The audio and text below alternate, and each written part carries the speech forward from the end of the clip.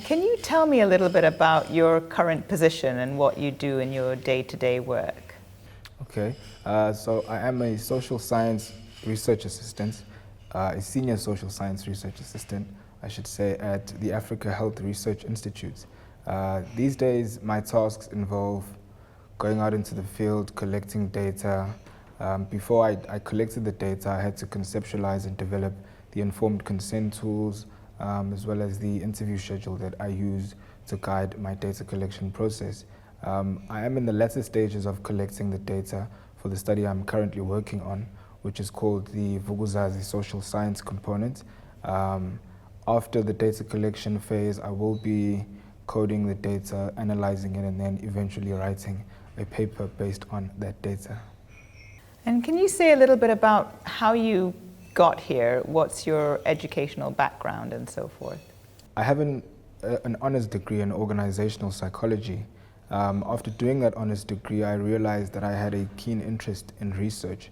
So I got an opportunity to become a junior researcher while also doing a master's degree by full research. That master's degree was in the development and commerce field. After being able to complete that master's degree and having actually explored that passion for research that I thought I had, I realized that I actually do have a passion for research and I can be good at it. So I then looked for further employment opportunities in the research field to engage that interest that I had. I then found further opportunities to work as a junior researcher initially and a fieldwork supervisor for an organization known as the Human Sciences Research Council in South Africa. That was prior to me being employed by RE. Initially, I was employed as a social science research assistant at RE, and now I am a senior social science research assistant. In your current role, you have the opportunity to shape the future of the Global Health Bioethics Network. What would you like to see happen? What would excite you?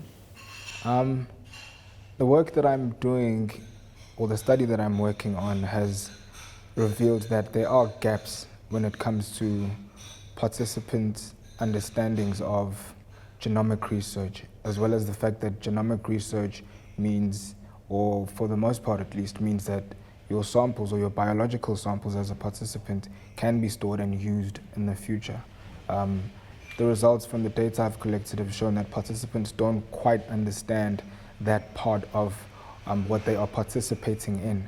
And that is an issue that has ethical and social implications, which is really what the network is based around, ethical issues and the implications or the ethical implications of the research that is done by researchers in general. So as a network, I think it would add value to the body of knowledge if we could look more into those ethical implications of really how ethical is it if participants don't understand the informed consent procedure, essentially, which details what the study is about, and what can we do then to improve those understandings to make the research that is being done more ethical. What are your career aspirations? Where would you like to be, say, 5 or 10 years from now? I'd say 5 years from now, I would like to have completed my PhD. Having completed a PhD, I think that puts me in a good position to then become a social scientist, which 10 years from now which 10 years from now could possibly help me to become a well-published social scientist. So those are the goals that I see myself achieving over the next 5 to 10 years. Do you have any key tips or advice for younger students or younger researchers who want to take up a career in bioethics? I'd say as a researcher, first of all, you need to understand that any research project you might undertake is not going to be straightforward. The road is going to be rather bumpy. It's going to have lots of twists and turns that you may not have anticipated. So you need to be prepared to alter and to rethink the work that you're doing as you go along, because various questions and various issues generally do pop up along the way. Secondly, I think what has helped me is the inquisitive nature of my mindset. I always question everything I do, everything I see, everything I hear. So as you are doing research, it helps to always question, how can I do this better? Why is this coming up? Why hasn't this come up? Or how can I make what I'm doing a lot better?